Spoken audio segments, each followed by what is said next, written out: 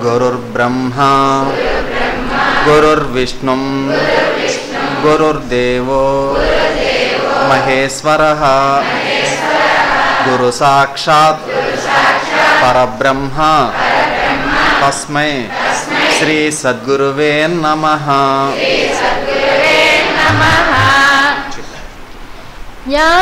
జ్ఞానమజ్ఞానముల మధ్యగ్రాలు నన్ను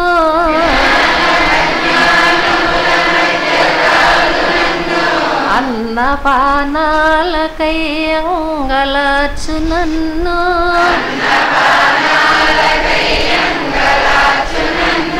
బహుళ తాపత్రయంబుల బడయు నన్ను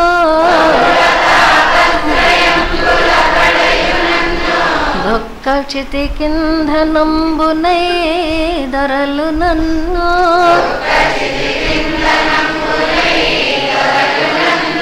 ఎటులగా చదవో నీలో నెటుల చేర్చుకుందువో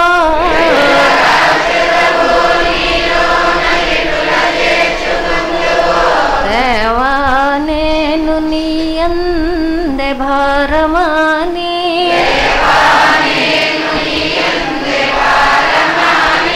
అర్ధించు సుందురేయమ్మవళ్ళు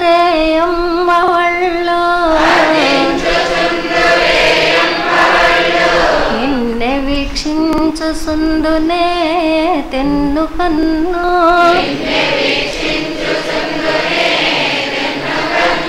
మలపి చూసిన నీరు పెతలియుచుండు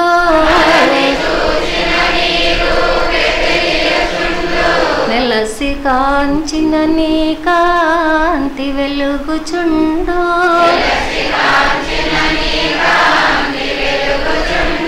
పిలసి చూసిన నీ పేర పలుకుచుండు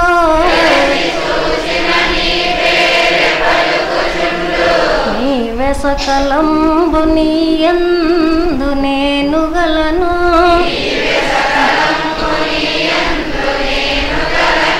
కడల జాలని పాతాళ వీధులందు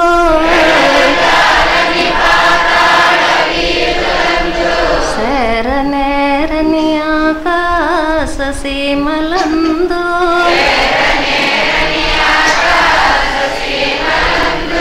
ప్రాకనోపని జలధి గర్భములయందు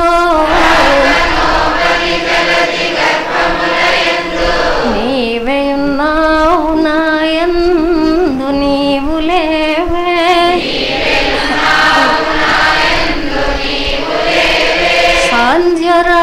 సాంధ్యరాగంబులందును సస్సులందు ఎసలయంబుల ఎర్రని ప్రసవములను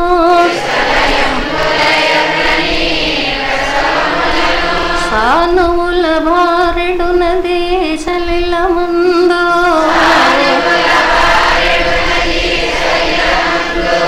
రచునా గుండెలోని రక్తమును పిండి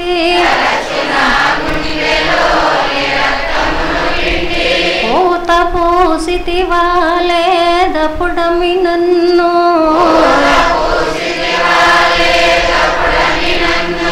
బెట్టు కష్టాలు నే లెక్క బెట్టు నెడల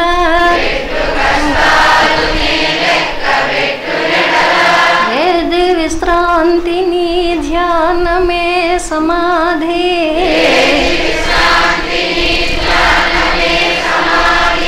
ఏది వ్యవధి నీ పూజ అభీష్ట సిద్ధి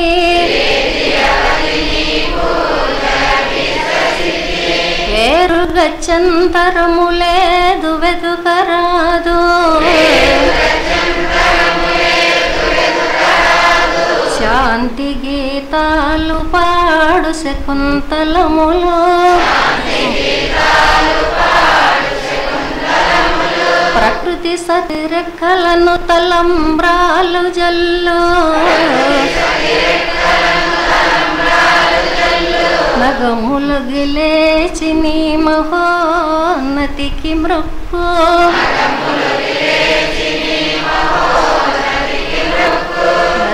లోకాలు నీ ఉండులేను నీదో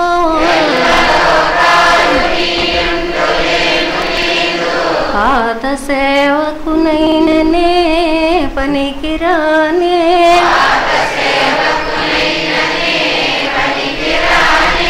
ఎరసి కాపాడు మనుట కక్కరకురానే చూడు మీ నన్ను నుటకు నోచుకొనలేదే రమ్ము నాలో వసింపు మాలస్యమేలా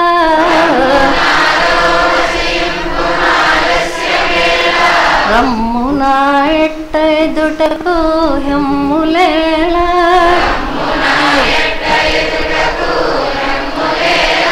రేపను నది లేనే లేదు లేదు తండ్రి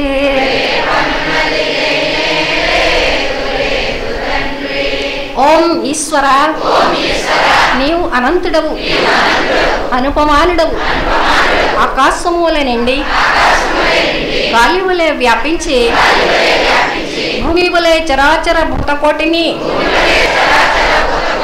మోయిచున్నాడవు సూర్యుని వలె జగజ్జాలములను వెలిగించుచున్నాడవు నీకంటే ఘనులు గాని పూజ్యులు గాని పవిత్రులు గాని ఎవ్వరూ లేరు ఓ స్వామి నీ మహిమ నీ శక్తి నీ వైశాల్యము నీ లోతు నీ సర్వజ్ఞత్వము తెలిసిన వారెవ్వరూ లేరు నీవు సృష్టి స్థితి లయములకు మూలమై జ్ఞాన అజ్ఞానములు కలిమిలేములు ఘనాధికములు బంధమోక్షములకు అతీతమైన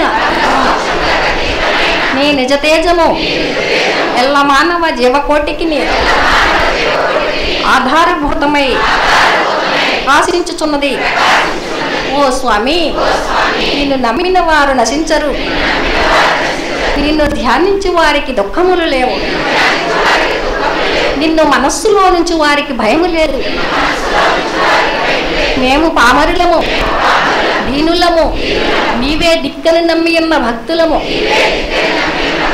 మా భారము కర్ణధారుని వలె నీపై వేసుకొని మమ్ము మాయ యందును పాపముల యందును హింసల యందును కొనియక నీత ప్రతిపాదకంపైన మహావిశ్వమునందు సర్వదా నిలిపి నీ దయయను సర్వచేసనమున మమ్ము పునరుద్ధరించి మా కష్టములను తీర్చి మా అజ్ఞానమనే చీకటిని తొలగించి మా పొరపాట్లు మన్నించి మమ్మన్ని విధాలా కాపాడి సంరక్షించుము తండ్రి నీవు కరుణాళుడవు దయాళుడవు దీన రక్షకుడవు దేవాది దేవుడవు సచ్చిదానంద స్వరూపుడవు ఈశ్వరుడవు నీకు మా నమస్సులగునుగాక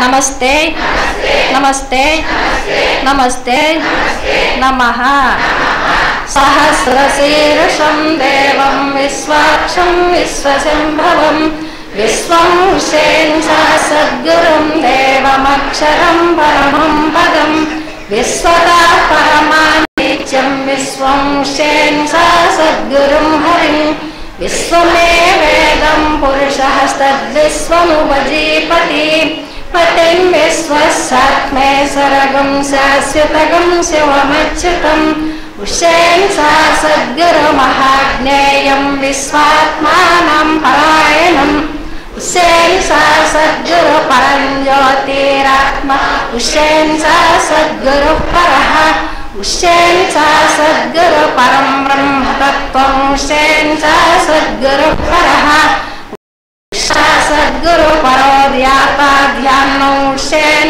సద్గురు పరః यच्च किञ्चित् जगत् सर्वं दृश्यते श्रूयते पिबा अन्तर्बहिर्स्थितः सर्वं व्याप्योंशेन सा सद्गुरुस्थितः अनन्तमव्ययं कविगं समुद्रयन्तं विश्वसम्भवम् पद्मकोशप्रतीकासं हृदयं चाप्यधोमुखः अधो निश्चाविदशान्ते नाभ्यामुपरितिष्ठते ज्वालमालाकुलं भाते विश्वस्यायतनुं महतो सन्ततकं शिलाविस्तुलं भत्याकोशसन्निभम् तस्यान्ते सुसुरवं सूक्ष्मं तस्मिन् सर्वं प्रतिष्ठितम् तस्य मध्ये महार्नग्निर्विश्वाक्षरविश्वतोमुखः सोऽग्रभुग्भजन्ते स्थानाहारमुजरः कविः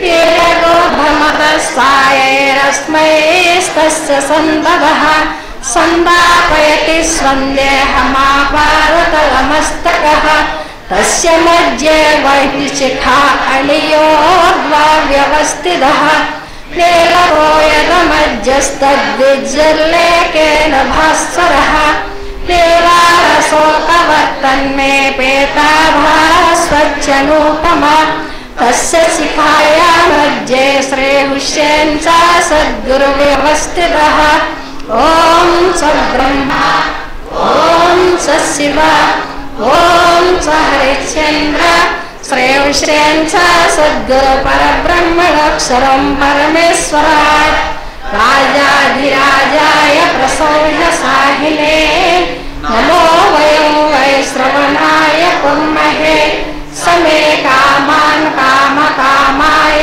मह्यं कामेश्वरो वै श्रवणो ददातु कुबेराय वै श्रवणाय महाराजाय नमः ॐ तद्ब्रह्मा ॐ तद्वायुः ॐ तदात्मा ॐ तत्सत्यम् ॐ तत्सर्वम् ॐ तत्पुरो नमः अन्तश्चरति भूतेषु गुहायां विश्वमूर्तिषु त्वं यज्ञस्त्वं वषट्कारस्त्वं इन्द्रस्त्वं रुद्रस्त्वं विष्णुस्त्वं ब्रह्मस्त्वं प्रजापतिः त्वं तदा पापो ज्योतिरसोऽमृतं ब्रह्मभूर्भुवः सुवरोम् ईशानः सर्वविद्यानाम् ईश्वरः सर्वभूतानां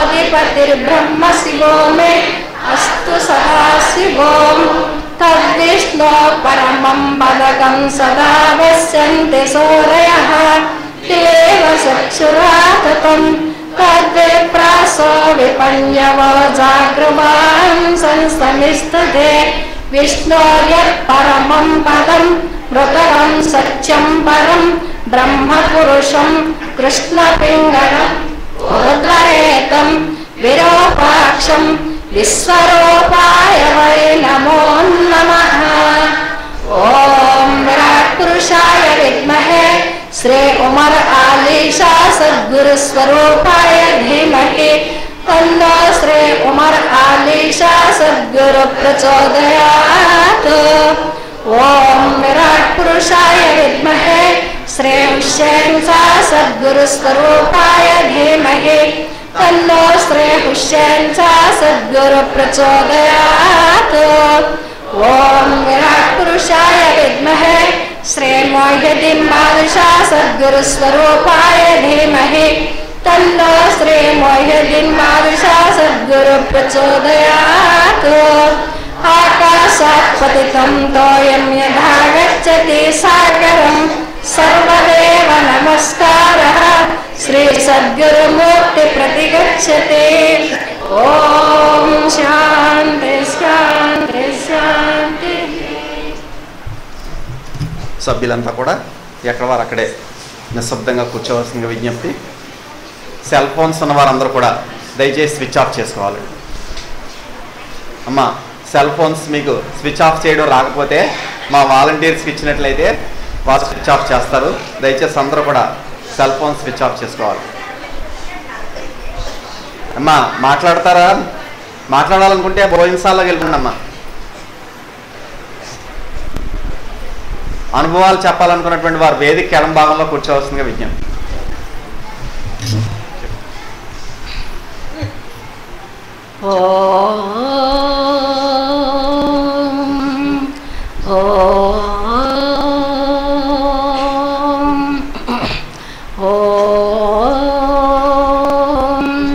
యోగముద్ర విడుమి నీలో దాగిన హరిగనుమి, యోగముద్ర విడుమి నీలో దాగిన హరిగనుమి, బాగుగా శ్రీయా ఖైలలిషా గురుడా గతి తెలుపు సుమి, యోగముద్ర విడుమి నీలో దాగిన హరిగనుమి, సారీ మా పమ పమ పమరే సారీ మా పా సారీ మ పా, సత్తు చిత్తు ద్వయమో సిన్మయ చిత్తమేవుగను, సత్తు చిత్తు ద్వయమో సిన్మయ చిత్తమేవుగను, అత్తరు చిని చిని గంటారవములు ఉత్తవోను వినుము, యోగముద్ర విడుమి నీలో దాగిన హరిగనుమి, సారీ మా పమ పమ పమరే సారీ మా పా సారీ మ పా, స్ఫోడ చిత్రమైన మహిమ జాడను తెల్పెదనా, చూడ చిత్రమైన మహిమ జాడను తెల్పెదనా, పీడ పింగళ నడుమ సుసుమ్న నాడియతాననుమా, యోగముద్ర విడుమి నీలో దాగిన హరిగనుమి, సారీ మా పమ పమ పమరే సారీ మా పా సారీ మ పా, కాదు బిందు కళల నెమ్మది పాడుకునే నయవల, నాదు బిందు కళల నెమ్మది పాడుకునే నయవల, ఆదము నలింపుము బ్రోకుటి వాదమణచియచట, యోగముద్ర విడుమి నీలో దాగిన హరిగనుమి, ఆనందమునెదగనుమా తానహమస్తి బ్రహ్మమనుమా, ఆనందమునెదగనుమా తానహమస్మి బ్రహ్మమనుమా, ఆనంద బ్రహ్మ దివ్య ఛానల్ అనుసృతి మరువకుమా, యోగముద్ర విడుమి నీలో దాగిన హరిగనుమి, త్వంపద లక్ష్యమునో కైలలి గురు బ్రహ్మమునో, త్వంపద లక్ష్యమునో కైలలి గురు బ్రహ్మమునో, సొంపుగ మొహియదిన్ భాష్యాగని సోహమందు వినెను, యోగముద్ర విడుమి నీలో దాగిన హరిగనుమి.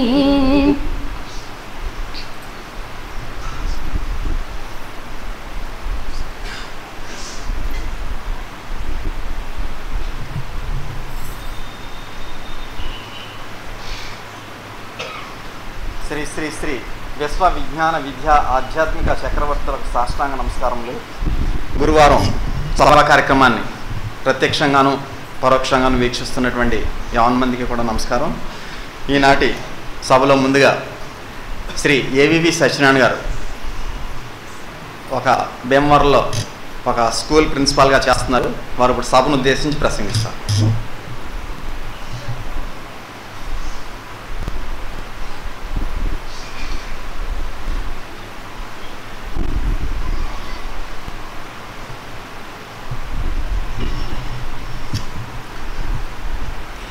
రసస్వరూపులు పవిత్ర పీఠాధిపతులు పాదాభివందనములు.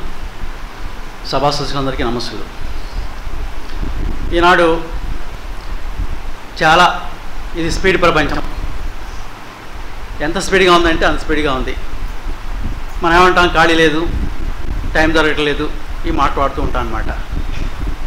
మన ఇంత స్పీడ్ ప్రపంచంలో మనుషులు ఎక్కువగా భావోద్వేగాలకు గురవుతూ ఉంటారు. సైకాలజీ ఏం చెప్తుందంటే మానవ జీవితం ఎక్కువగా భావోద్వేగాలతో ప్రభావితం కాబడుతుంది అని సైకాలజీ చెప్తుంది. ఏమిటి భావోద్వేగాలు? కోపం, అసహనం, తొందరపాటు, ఇటువంటివన్నీ కూడా ఇంకా చాలా ఉన్నాయి. ఇట్లా ఈ భావోద్వేగాలే మానవ జీవితంలో సుఖశాంతులకి, కష్టాలకి, బాధలకి, వీటన్నిటికీ కారణమవుతూ ఉంటాయన్నమాట. కాబట్టి సైకాలజీ ప్రకారం వాళ్ళు ఏం చెప్తున్నారంటే భావోద్వేగాలను కన్నా అదుపు చేసుకోగలిగినట్టయితే మానవ జీవితం సుఖంగా, శాంతిగా, హాయిగా ఉంటుందని చెప్తున్నారు. మరి అదుపు చేసుకోవడం ఎట్లా? ఏదో యోగా అంటే ఏ కొన్ని కార్యక్రమాలు ఏవో చేసుకుంటే అవుతాయి అనుకుంటున్నారు. అవి టెంపరీగా అవుతున్నాయేమో, కానీ అవి సత్ఫలితాన్ని ఇవ్వటం లేదు అనేది చాలామంది అభిప్రాయం. అయితే మన తాత్విక విధానంలో మన పీఠం యొక్క తత్వశాస్త్రం ఏం చెప్తుందంటే ఈ ఎమోషన్స్, భావోద్వేగాలు అవి అరిషడ్వర్గాలు. అరిషడ్వర్గాలు ఒకటే కాదు, అదుపు చేసుకోవాల్సింది. దాంతోపాటు ఇంకా ప్రభావితం చూపించేవి కుండలిని, భ్రాంతి, కాలం కూడా ఉంది. ఈ 4 కూడా మానవుడి యొక్క సుఖశాంతులకి విఘాతం కలిగిస్తూ ఉన్నాయి. అవి కూడా అదుపు కాబడాలి అన్నట్టయితే, మామూలు స్థాయిలో జీవించినట్టయితే అది సాధ్యంగా లేదు. ఇక్కడ ఒక ఉదాహరణకి ఒక జీవిత సత్యం ఏమిటంటే, ఒక దీవిలో కొంతకాలం క్రితం సునామీ వచ్చింది. అక్కడ పల్లెకాలు చాలామంది అక్కడ సముద్ర తీరంలో ఉండేవాళ్ళు అన్నమాట. దాంట్లో కుటుంబంలో తల్లి, తండ్రి, ఒక కూతురు, ఒక చిన్న కూతురు. ఆ సునామీ వచ్చినప్పుడు ఆ సునామీ ప్రవాహానికి తండ్రి ఏమో కంగారు పడిపోయి ఏం చేయాలో తోచక కొబ్బరి చెట్టు ఎక్కిపోయి తను కాపాడుకొని ప్రయత్నం చేస్తాడు. తల్లి ఏం చేయాలో తెలియక పిల్లని ఎలా రక్షించాలో బోధపడక తాను ఆ సముద్రం వైపు పరిగెట్టుకుపోతూ ఉంటుందన్నమాట. ఇంక ఇంట్లో ఉండే 9 సంవత్సరాల పిల్ల 2 సంవత్సరాల పిల్లని ఒక ప్లాస్టిక్ తొట్టిలో పడుకోబెట్టి, నీళ్ళు అప్పటికే ప్రవాహం వస్తుంది కాబట్టి ఊరి వైపు పరిగెట్టుకుంటూ వెళుతుంది. ఆ ఊరి వాళ్ళు ఆ పాప పరిస్థితి చూసి వాళ్ళు రక్షిస్తారన్నమాట. ఇక్కడ ఏం జరిగింది ఇక్కడ అంటే, తల్లి తండ్రి ఆ పరిస్థితిలో వాళ్ళు భావోద్వేగాలను కోల్పోయారన్నమాట. కోల్పోయి ఏమీ చేయలేని ఒక స్థితిలోకి వెళ్ళిపోవడం చేత అక్కడ వాళ్ళకి నష్టం జరిగిందనమాట. కాబట్టి మనసుని తాత్విక విజ్ఞానం చేత మనసుకి తరిఫి ఇచ్చినట్టయితే మనసు ఒక స్థిరత్వం పొందుతుంది. ఎప్పుడైతే మనసు తాత్విక జ్ఞానం చేత స్థిరత్వం పొందుతుందో అది చక్కగా ఆలోచించడం మొదలు పెడుతుంది అనమాట. అటువంటిప్పుడు భావోద్వేగాలకు అదుపు ఏర్పడుతుంది. మరి తాత్విక జ్ఞానం చేత స్థిరత్వం ఏర్పడాలంటే అంత తేలిగ్గా ఉందా? ఇక్కడ ప్రశ్న అది అంత తేలిగ్గా లేదు. అనుకుంటే వచ్చేసే విషయంగా అయితే లేదనమాట. అంచేతే ఈ పీఠం యొక్క తాత్విక విజ్ఞానం ఆధునిక శాస్త్రీయ విజ్ఞానాన్ని మించి ఉంది. మరి ఇవన్నీ కావాలి అన్నట్టయితే స్వామి ప్రసాదించే మహామంత్రాన్ని మనం చేసుకుంటూ తాత్విక విజ్ఞానాన్ని నిరంతరం పొందుతూ ఉండాలి. నిరంతరం. ఏ రోజైనా మనం నిద్రపోవడం మానేస్తున్నామా? ఏ రోజైనా ఏ పూటైనా తినడం మానేస్తున్నామా? అవి మనడం లేదు. కానీ తాత్విక జ్ఞానం రోజు పెంపొందించే విషయంగా మాత్రం కొంత అశ్రద్ధ అయితే జరుగుతుందేమో. ఆ అశ్రద్ధే అన్ని విషయాలకి అనర్థాలు కారణమవుతుందన్నమాట. అందుచేత స్వామి యొక్క మహామంత్రాన్ని నిరంతరం మనం చేసుకుంటూ ఏవైతే తాత్విక గ్రంథాలు ఉన్నాయో తాత్విక గ్రంథాలని నిరంతరం చదవాలి చదవాలి చదవాలి చదవాలి. అటువంటి తాత్విక విజ్ఞానం చేత మనసుని ప్రభావితం చేసుకున్నట్టయితే మనం ఇటువంటి భావోద్వేగాల నుంచి అనేక ఒడిదుడుకుల నుంచి కాపాడబడి మనశ్శాంతి తృప్తి ఆనందంగా జీవించే అవకాశం కలుగుతుంది. ఇటువంటి విధానాన్ని ఈ పీఠం ఏమి చెప్తుంది?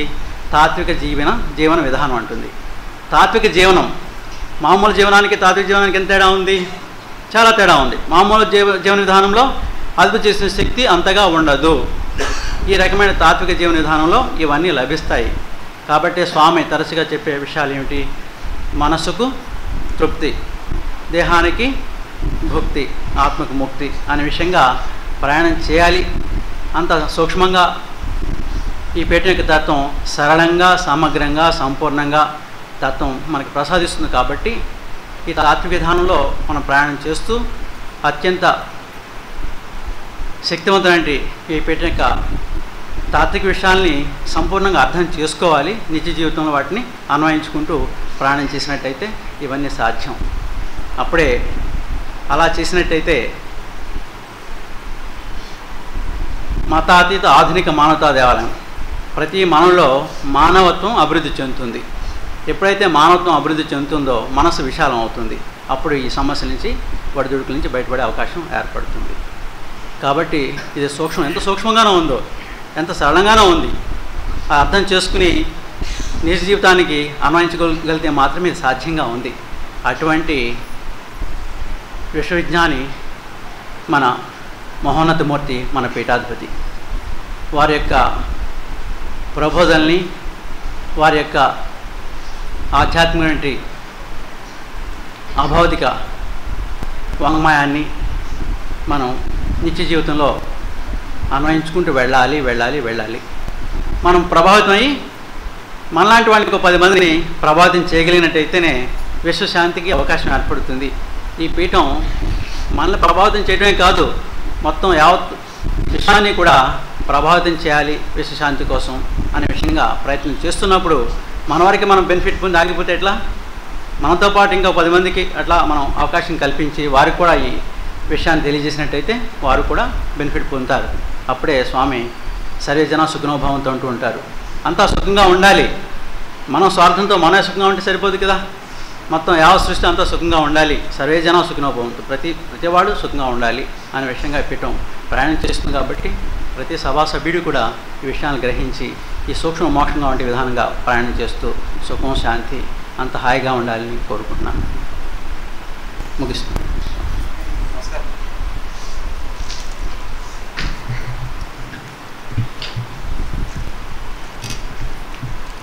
ఏవి సత్యనారాయణ గారు మన పీఠం యొక్క మహోన్నతమైన తాత్విక విజ్ఞానం ద్వారా, సద్గురు ప్రబోధిత మహామంత్రం ద్వారా, స్వామి యొక్క మహోన్నతమైనటువంటి ఆశీస్సు ద్వారా భావోద్వేగాల్ని నియంత్రించుకోవడమే కాకుండా మనకి జీవితానికి కావాల్సినటువంటి, శరీరానికి కావాల్సినటువంటి ముక్తిని, మనస్సుకి తృప్తిని, ఆత్మకి ముక్తిని కూడా ప్రసాదించి మనస్సుకి స్థిరత్వాన్ని ప్రసాదించేటటువంటి మహోన్నతమైన పీఠంగా అభివర్ణించారు. వారికి శబ్దాత్మక కృతజ్ఞతలు. ఇప్పుడు కోమల్ గారు శాతత్వం నుండి.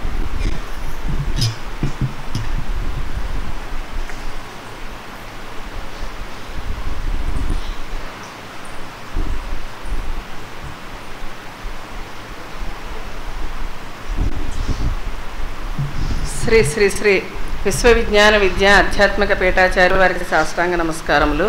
సభా సభ్యులందరికీ నా హృదయపూర్వక నమస్కారములు. ఈరోజు శాతత్వంలో మనం శీలము అనే విషయం గురించి మనకి స్వామి ఏం సెలవిచ్చారో తెలుసుకుందామండి. ఇప్పుడు మనకి సత్యనారాయణ మాస్టర్ చెప్పినట్లుగా భావ పరంపరలో దానికి కొనసాగింపుగానే శీలము కూడా ఉంటుందండి.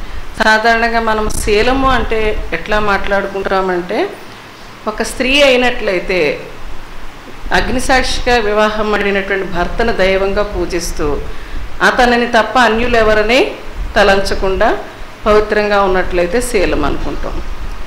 అదేవిధంగా పురుషుడు అయినట్లయితే కూడా తన అగ్నిసాక్షిగా వివాహం అడిగినటువంటి భార్యని ప్రేమస్వరూపంగా చూస్తూ తనతో సమానమైన హోదా ఇస్తూ అన్యమైనటువంటి ఊహలు లేకుండా తన జీవితాన్ని గడుపుతున్నట్టయితే, అన్యమైన విధానంలో ప్రయాణం చేయకుండా ఉన్నట్లయితే శీలవంతులు అని మనం మాట్లాడుకోవడం జరుగుతుంది. మనం సాధారణంగా శీలం అంటే ఈ రెండు విషయాలే మాట్లాడుకుంటాం.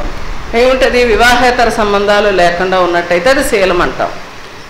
కానీ ఈ రకమైనటువంటి ప్రేమానుబంధాలు ఇవే శీలానికి పునాది కాదు అని చెప్పి స్వామి అంటున్నారు. ఎందుకంటే స్త్రీ అయినట్లయితే ఇట కొంతమందికి అన్యపరమైనటువంటి ఊహలు, ఎవరైనా స్ఫురద్రూపుడైనటువంటి పురుషుని యొక్క మీద బాంధి కలగటం, అదే పురుషుడైనట్లయితే ఎవరైనా అందమైన స్త్రీ పట్ల వాంఛ కలగటం, ఆ ఊహాపరంగానైనా సరే ఆమెను పొందాలని తాపత్రయపడటం, ఇలాంటి ఊహలు మన మానవుల్లో ఉద్భవిస్తూ ఉంటాయి. నిజానికి వారు భౌతికపరమైన కర్మేంద్రియాలతోటి, భౌతికపరమైన శరీరంతో వారు ఎటువంటి తప్పును చెయ్యకపోవచ్చు. కానీ ఊహా పరంపరలో వాళ్ళు అన్యపరమైనటువంటి ఊహలకి వాళ్ళు తావిస్తున్నారు. అక్కడే వారు శీలాన్ని కోల్పోతున్నారటండి. వారిని శీలవంతులుగా మనము పరిగణము చెయ్యలేము. అంటే స్వామి ఏం చెప్తున్నారు? ఇది భౌతికపరమైన శీలం గురించి మనం మాట్లాడుకోకూడదు. భౌతికపరమైన శీలం అంటే మన శరీరంతో, లేకపోతే మన నడిచే ప్రతి నడక, మాట్లాడే ప్రతి మాట, మనం వినేటటువంటి ప్రతి విషయం శుచిగా, శుభ్రతగా, మంచి విషయాలుగానే మనం ఉన్నట్లయితే కనుక శీలం అని అనుకున్నట్లయితే, కానీ ఈ పరస్త్రీని, పరధనాన్ని కాంక్షించినప్పుడు అటండి ఈ ఊహ మన ఎక్కడి వరకు తీసుకెళ్తుంది అంటే భ్రాంతి. అదే మన మాస్టర్ చెప్పిన భావాలు, ఆ ఊహలు ఎక్కడి దాకా తీసుకెళ్తాయి? అవసరమైతే సర్వనాశనాన్ని దారితీస్తాయి, హత్యల వరకు దారితీయటం అనేటువంటి జరుగుతుంది. అంటే ఏంటనమాట, ఈ భౌతిక పరంగా మనము కర్మేంద్రియాలని, గ్రహణేంద్రియాలని మన ఆధీనంలో ఉంచుకోవలసినటువంటి అవసరం కూడా మన మీద ఉంది. అయితే ఇది సరిపోతుందా? భౌతికపరమైన శీలం సరిపోతుందా? మనం పవిత్రత గురించి చెప్పుకునేటప్పుడు కూడా మాట్లాడుకున్నాం. ఏమని? మనకి ఈ భౌతికపరమైనటువంటి పవిత్రతే కాదు, ఈ ఆత్మకి, మన శరీరానికి స్నానం చేసి శుచిగా బట్టలు ధరించినట్లయితే పవిత్రులు కాదు, ఆత్మకి జ్ఞాన జలంతో కూడా స్నానం చేయించాలి. ఆ జ్ఞాన జలం, ఆధ్యాత్మిక జ్ఞానము కూడా మనకి కావాలని మనం చెప్పుకోవడం జరిగింది. అదేవిధంగా ఇక్కడ కూడా శీలం విషయం మనం మాట్లాడుకునేటప్పుడు ఈ భౌతికపరమైన దానికి అన్యమైనటువంటిది ఏమిటి? మనకి ఆత్మపరమైనది. ఈ ఆత్మ యొక్క ఉనికి మనకి ఎక్కడ తెలుస్తుంది? భావం, ఊహ. ఈ ఆత్మ యొక్క ఉనికి ఎక్కడ తెలుస్తుంది అన్నమాట? మనకి భావం. ఆ భావాలు, మన ఊహలు ఎట్లా ఉంటాయి? మంచిగా ఎప్పుడూ ఉండవు. కారణం మనకి భ్రాంతి మహాశక్తి మన ఊహలని రకరకాలుగా ప్రయాణింపచేస్తూ ఉంటుంది. అయితే ఈ భావాలని మన ఆధీనంలో ఉంచుకొని మంచి భావాలతోనే మనం నడవడిక సాగించాలి అంటే మానవునికి సాధ్యం కాదటండి. ఎందుకంటే మానవునికి పుట్టుకతోనే ఈ అరిషడ్ వర్గాలు శరీరంతో పాటుగా అవి కూడా పెరిగి పెద్ద అవుతాయి. మనం ఎంత బాగా పెరుగుతున్నామో, ఎంత చక్కగా పెరుగుతున్నామో అవి కూడా పెరుగుతూ ఉంటాయి. అయితే ఈ భావాలను ఆధీనంలో ఉంచుకోవటం, ఆత్మపరమైన భావాలు ఏదైతే ఉంటాయో మన మనసులో పుట్టేటువంటి భావాలు మన ఆధీనంలో ఉంచుకోవడం అనేటువంటిది మానవునికి దుస్సాధ్యము అంటున్నారు స్వామి. ఈ దుస్సాధ్యాన్ని సాధ్యంగా చేసుకోవాలంటే ఎట్లాగా? సద్గురు యొక్క ఆశీర్వాదంతో. మన భావాలు మన ఆధీనంలో ఉండాలి. మన ఆత్మశీలం మనకి లావాలి. భౌతికపరమైన శీలం గురించి కాదు, ఇక్కడ ఆత్మపరమైన శీలం కూడా మనిషికి చాలా అవసరం. ఈ ఆత్మపరమైన శీలం మనకు ఉండాలి, మన భావాలు మన ఆధీనంలో ఉండాలి అంటే కనుక మనకి మన సద్గురు యొక్క ఆశీర్వాదంతో మాత్రమే మనము దాన్ని సంపాదించగలుగుతాం. ఈ ఊహలతో వెంటబడి మనం ప్రయాణం చేసినప్పుడు, మన ఊహలకి మన విమర్శన రూపంలో చూసుకున్నప్పుడు 2 దారులు ఉంటాయటండి. ప్రతి దానికి 2 దారులు ఉంటాయి. ప్రతి ఊహకి ఒకటి మంచి, 2 చెడు, ఒకటి దుష్కృతం, 2 సుకృతం. మనం దేన్ని పట్టుకుంటే ఆ ఫలితాన్ని మనము స్వీకరించడం జరుగుతుంది. చెడ్డ మార్గంలో వెళితే దాని ఫలితం చెడుగానే ఉంటుంది, మంచి మార్గంలో వెళితే దాని యొక్క ఫలితము మంచిగా ఉంటుంది. దుష్కృతంగా మనం ప్రయాణం చేస్తే దాని ఫలితం దుష్కృతంగానే ఉంటుంది, సుకృతంగా ప్రయాణం చేస్తే దాని ఫలితం సుకృతంగానే ఉంటుంది. ఎప్పుడైతే సుకృతాన్ని పట్టుకుని వెళ్ళామో, సుశీలము అంటే శీలవంతులుగా ఉంటామో, దాని యొక్క పరిణామము చాలా సంతోషంగాను ఆనందదాయకంగాను ఉంటుంది, ఆత్మ పరిశుద్ధం అవుతుంది. అలా కాకుండా దుశ్శీలాన్ని, దుష్కృత్యాన్ని పట్టుకొని మనం వెళ్ళామంటే ఏమవుతుంది? మనం శారీరక పరంగా నాశనమో ఆత్మపరంగా నాశనం అవుతాము. సర్వనాశనం అయిపోయి జడజన్మలకు వెళ్ళిపోవడం జరుగుతుంది.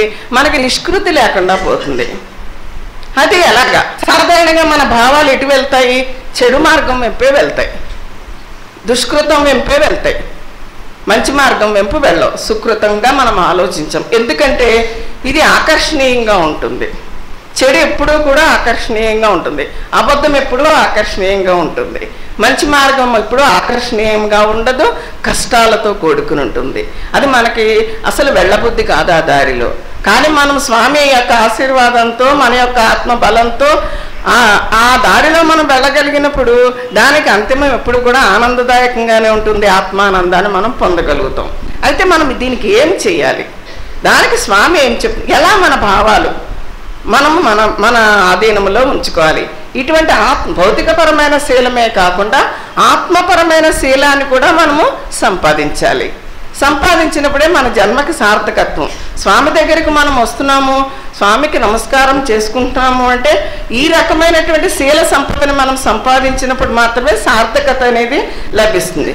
అప్పుడు స్వామి ఏం చెప్తున్నారంటే దీనికి పరిష్కారంగా మనం మాట్లాడే ప్రతి మాట, మనం వేసే ప్రతి అడుగు, మనం చేసేటటువంటి ప్రతి ఆలోచన కూడా విమర్శనాత్మకంగా చూసుకొని మంచి వైపు, సుకృతం వైపే మనం మరలేటట్లుగా మనము ఆధీనంలో సద్గురు యొక్క ఆశీర్వాదంతో, ఇది మన వల్ల కాదు, అయ్యగారి ఆశీర్వాదం ఉంటేనంటే మనం దండం పెట్టుకోవాలన్నమాట. అయ్యగారికి ఏమని మనం సాధారణంగా ఏం దండం పెట్టుకుంటే మా అబ్బాయి పెళ్ళి అవ్వాలి, లేకపోతే మా పిల్లలు చదువుకోవాలి, మా అప్పులన్నీ తీరిపోవాలి, లేకపోతే మాకు అన్నీ బాగా జరగాలి, ఇల్లు కొనుక్కోవాలి, లేకపోతే పొలం కొనుక్కోవాలి, ఇవన్నీ దండం పెట్టి ఇవి కాదు అనమాట మనం దండం పెట్టుకునేది.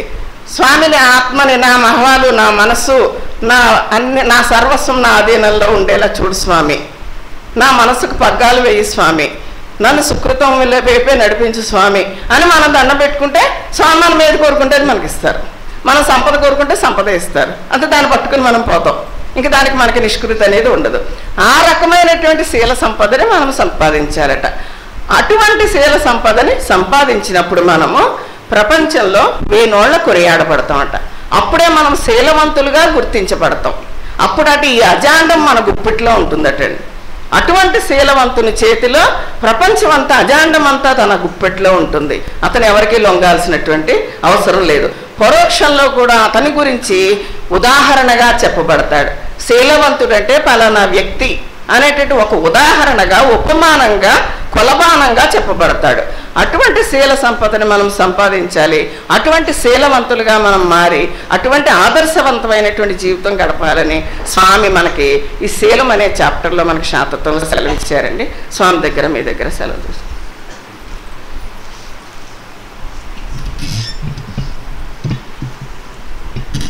శీలం అనేటువంటి మహోన్నతమైనటువంటి విషయంలో ఈ భౌతికపరమైనటువంటి శీలం, ఆత్మపరమైనటువంటి శీలం, ఈ భౌతికపరమైనటువంటి శీలంతో పాటు ఆత్మపరమైనటువంటి శీలం కూడా మనం సద్గురువు యొక్క కృపా కటాక్ష వీక్షణాల వల్ల, సద్భావాల్ని మనం ఆధ్యాత్మిక చింతన ద్వారా, మహామంత్ర మననం ద్వారా, సద్గురువు యొక్క ఆశీర్వాదం ద్వారా ఆ యొక్క ఆత్మపరమైనటువంటి శీలాన్ని కూడా మనం పొందగలము.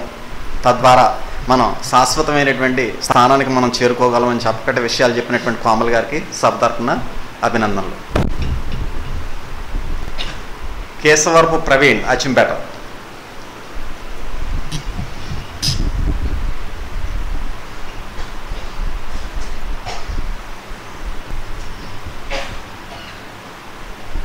శ్రీ శ్రీ శ్రీ విశ్వవిజ్ఞాన విద్యా ఆధ్యాత్మిక పీఠ చక్రవర్తులు సద్గురు సార్వభౌములకు నా సాష్టాంగ నమస్కారములు. సద్గురు సభ్యులకు, సభ్యతరులకు నా నమస్కారములు. ఈరోజు నేను సద్గురు విశిష్టత గురించి చెప్పబోతున్నాను. గురు బ్రహ్మ, గురుర్ విష్ణు, గురుర్దేవో మహేశ్వర, గురు సాక్షాత్ పరబ్రహ్మ, తస్మై శ్రీ గురువే నమః. గురువే బ్రహ్మ, గురువే విష్ణు, గురువే సర్వస్వం. ఇంతకంటే గురువు యొక్క విశిష్టతను మాటల్లో ఏ విధంగా వర్ణించగలము? శిష్యుల్లో ఉన్న కలికల్మషాలను తొలగించి మనల్ని సన్మార్గులుగా చేయవారే సద్గురువు. మనల్ని సర్వకాల సర్వావస్థల యందు కంటికి రెప్పవలే కాపాడి రక్షిస్తారు.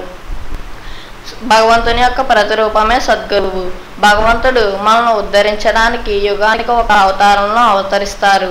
శ్రీరాముడైనా, శ్రీకృష్ణుడైనా, మహమ్మద్ ప్రవక్త అయినా, ధర్మ ప్రబోధమునకు అవతరించిన అవతారమూర్తులే. వారు తమ అనుభవంలో గ్రహించిన తత్వమును మనకు ప్రబోధించిన తత్వవేత్తలు. జగమున ధర్మము నెలకొల్పగా ఈశ్వరుడు ఒక దివ్య వ్యక్తిని పంపున్. యుగ యుగమున కతరే ఈ సగుణాత్మకుడైన సారసాక్షిని కంటెన్. కానీ భగవంతుడు భక్తుడికి ఏది కోరితే అది ఇస్తారు. కానీ సద్గురువు శిష్యునికి ఏది అవసరమో అది ఇస్తారు. ఇహంలో భుక్తి, మానసికంగా తృప్తి, పరంలో ముక్తి ప్రసాదించేవారే సద్గురువు. సద్గురువు దొరకవలన జన్మసుకృతం కావాలి. లోకంలో చాలామంది గురువులు ఉన్నారు. గురువులందరూ సద్గురువులు కాలేరు. తెలిసిన సద్గురుండు తన తేజము తన శిష్యునిపై పెట్టి నిర్మలిన వికాస రూపమున మాయను చేసి చీకటిని తొలగదోసి ఆత్మ తనతో జనిదేరగా 3 లోకములు అలగని దేహబంధము వాయ ముముక్షిని చేయనెంతయున్. అటువంటి సద్గురువు దొరికిన వారే జన్మధన్యులు, ముక్తికి అర్హులు కాగలరు. సద్గురువులకు ఉండవలసిన 10 లక్షణములని, అవి తాను గుణరహితమైన సర్వసాక్షిగా ఉన్నానా, నిజంగా తాను సద్గురువై ఉన్నా, తాను ప్రయాణించుచున్న తత్వస్వరూపమైన బాట తన శిష్యుడు తెలుసుకుని గ్రహించి అతను కూడా ఆ బాటలో ప్రయాణం చేయుచున్నట్లు అతని ఆత్మ సాక్ష్యం ఇచ్చుచున్నత అని తన శిష్యునికి వచ్చిన ఆపదలయందు భౌతిక అభౌతికంగా తను ఏ విధంగా తోడ్పడగలుగుచున్నాను అనేటటువంటి 10 లక్షణములు వారే చెప్పి అవి వారిలో ఉంటేనే తాము సద్గురువులమని, కానీ అట్లా తాము సద్గురువులం కాలేమని చెప్పేటటువంటి సాహసం ఏ గురువుకు ఉంది? శ్రీ విశ్వవిజ్ఞాన విద్య ఆధ్యాత్మిక పీఠ చక్రవర్తులకు ఉంది. అటువంటి సద్గురువుకు శిష్యులమైన మనందరం ధన్యజీవులము, కారణ జన్ములము. మానవ రూపంగా ఉన్న జగద్రూపి గుణరహితమైన తేజస్వరూపమే సద్గురువు. తెలిసిన సద్గురువు సహాయం లేనిదే ఆధ్యాత్మిక దారిలో ప్రయాణం చేయడం ప్రమాదకరము. గురు మహాశక్తిని తెలుసుకొని పూజించి అతని సహాయం పొందేవారే శిష్యుడు ముక్త పురుషుడైన సాధకుడు అవుతాడు. తన శిష్యునికి భ్రాంతి శక్తి ఆవహించకుండా కాపాడి సాయుధ్యాన్ని చేయవారే సద్గురువు. జీవరాశి మనుగడకు సూర్యకాంతి ఎంత అవసరమో మానవాత్మ పరిణామానికి కూడా సద్గురు జ్ఞానం అంతే అవసరము. సద్గురు విశిష్టతకు తెలుపుటకు కానీ గురు శిష్యుల అవినాభావ సంబంధాన్ని తెలుపుటకు కానీ సరిపడ భాష లేదు. సద్గురువుని దర్శించుకున్నప్పుడు ఆ శిష్యుల్లో అభౌతికమైన శక్తి ప్రవేశిస్తుంది. సద్గురు ఊహ, సద్గురు స్పర్శ శిష్యుణ్ణి అత్యంత ప్రశాంతవంతుని చేస్తాయి. ఆ రకంగా నేను ఈరోజు చాలా అదృష్టవంతుణ్ణి. తప్పులుంటే క్షమించండి. ఈ అవకాశం ఇచ్చిన స్వామికి నా వారి అమ్మగారు దమ్మ కేశవరపు ప్రవీణ్ చాలా చక్కగా సద్గురువు అంటే భగవంతుడి యొక్క ప్రతిరూపం అని చెప్పి వర్ణించడమే కాకుండా గుణరహితమైనటువంటి సర్వసాక్షిగా ఉన్నానా నేను, ఆపదల యందు తోడ్పడుతున్నారా నేను అని 10 లక్షణాలు ప్రశ్నించుకునేటటువంటి గురువే సద్గురు. అటువంటి సద్గురు మనకు లభించారని చెప్పి చక్కటి విషయాలు చెప్పాడు. ఆ అబ్బాయికి సబ్ తరఫున కేశవర ప్రవీణ్కి అభినందనలు. ఇప్పుడు అనుభవాలు ఎవరిని చెప్తారు?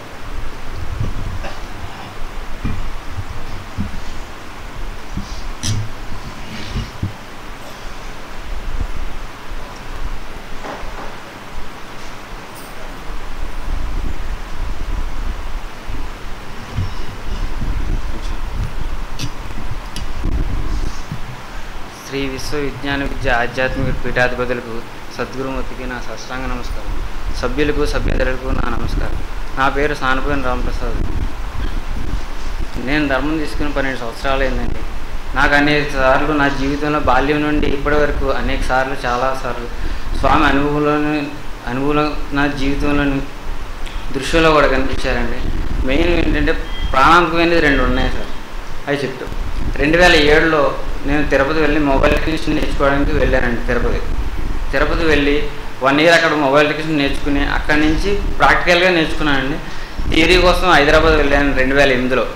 2008లో హైదరాబాద్ అయితే థియరీకి డబ్బులు కట్టాలండి 5,000. అయితే అక్కడ హైదరాబాద్లో వెళ్తే జాబ్ చేస్తూ మధ్య ఐటీ షాపుల ప్రెస్లో జాబ్ చేసేవాడిని. జాబ్ చేస్తూ మార్నింగ్ షిఫ్ట్లో నేను మొబైల్ టెక్నీషియన్ నేర్చుకోవడానికి వెళ్ళేవాడిని.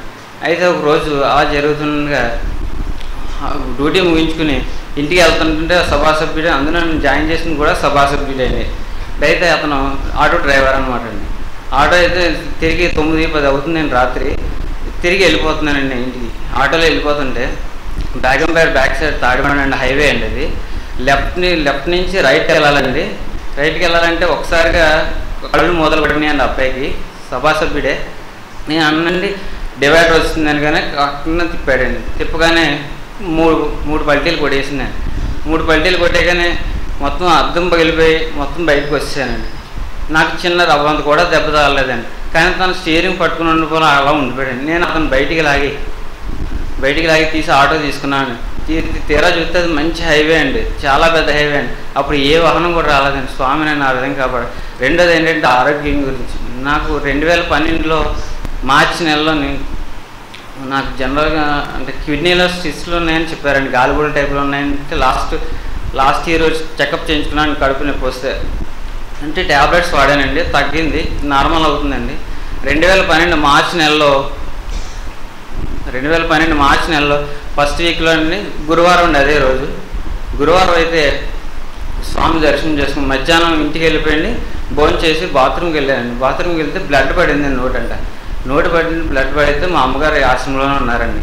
అప్పుడు నా సాయంత్రం వచ్చి ఆ అయ్యగారికి దర్శనం చేసుకుని ఆనంద్ గారు చెప్తే మందులు రాసిచ్చారండి, టానిక్లు ఇచ్చారండి. రాత్రి ఇంటికి వెళ్ళిపోయి పడుకున్నానండి. అర్ధరాత్రి 12 అయిందండి. 12 అయితే బాత్రూమ్ కానీ బయటకు వచ్చానండి. మోషన్స్ ద్వారా వామిటింగ్ ద్వారా బ్లడ్ బ్లీడింగ్ అయిపోతుందండి. బ్లీడింగ్ అయిపోయిన తర్వాత బయటకు వచ్చానండి. బయటకు వచ్చిన తర్వాత అమ్మ అని ఒకటే అన్నానండి. అమ్మనేసి కింద పడిపోయానండి. కింద పడిపోయిన తర్వాత లోపలికి తీసుకెళ్ళండి. బాగా సీరియస్ అయిపోయిందండి. అప్పుడు మా తమ్ముడు ఆనంద్ గారు సార్కి ఫోన్ చేస్తే ఉదయం ఆ రోజు ఇచ్చిన టానిక్లు వేసుకున్నానండి. ట్యాబ్లెట్లని ఆరారా పెట్టేవారండి. ఉదయం తెల్లారుజామున వైజాగ్ తీసుకెళ్ళారండి. వైజాగ్ తీసుకెళ్ళి అక్కడ తీసుకెళ్ళి డాక్టర్లు చెక్ చేశారండి. ఫస్ట్ వెళ్ళగానే బ్లడ్ చెక్ చేశారండి. బ్లడ్ పర్సెంటేజ్ ఎంత ఉందో చెక్ చేశారండి. 4% ఉందండి. 4% అంటే నార్మల్గా మనిషికి 8, 9, 10 పైన ఉండాలండి. అటువంటిది 4 ఉందండి. డాక్టర్ అన్నారండి అప్పుడే పుట్టిన శిశువుకి 4 ఉంటామా, నీకు 4 పాయింట్లో ఉంది అనేసి అన్నారు. చాలా వీక్ అయిపోయానండి. స్వామి అటు వారం రోజులు హాస్పిటల్లో ఉండి ట్రీట్మెంట్ చేశారండి. ఎండోస్కోప్ అంటే దాని ఎందువల్ల వచ్చింది, భోజనం సరిగ్గా తినేవాడిని కదనండి, దానివల్ల వచ్చిందండి.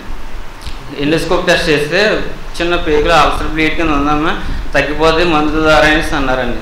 వారం రోజులు మందు ద్వారా ట్రీట్మెంట్ చేశారండి. సిలైన్స్ కట్టెక్కించారండి. నిజంగా ఆనంద్ గారు మాకేం తెలియదండి వైజాగ్లో. అంటే వైజాగ్ అంటే ఊరంటే తెలుసుకునే ఏమీ తెలియదండి. ఆనంద్ గారు మొత్తం చూసుకున్నారండి. ఒక వారం రోజులు తగ్గిందండి, కంట్రోల్ అయింది. అక్కడి నుంచి 1 వీక్ తర్వాత డిశ్చార్జ్ చేశారండి. ప్రైవేట్ హాస్పిటల్లో డిశ్చార్జ్ చేశారు. స్వామి దగ్గరికి వచ్చి రిపోర్ట్స్ చూపించామండి. రిపోర్ట్ చూపించిన తర్వాత బాబు మీకేం పర్లేదు, తగ్గిపోదు, ఒక 1 రోజులు అని చెప్పారండి. చెప్పిన తర్వాత కొన్ని విషయాలు చెప్పారండి.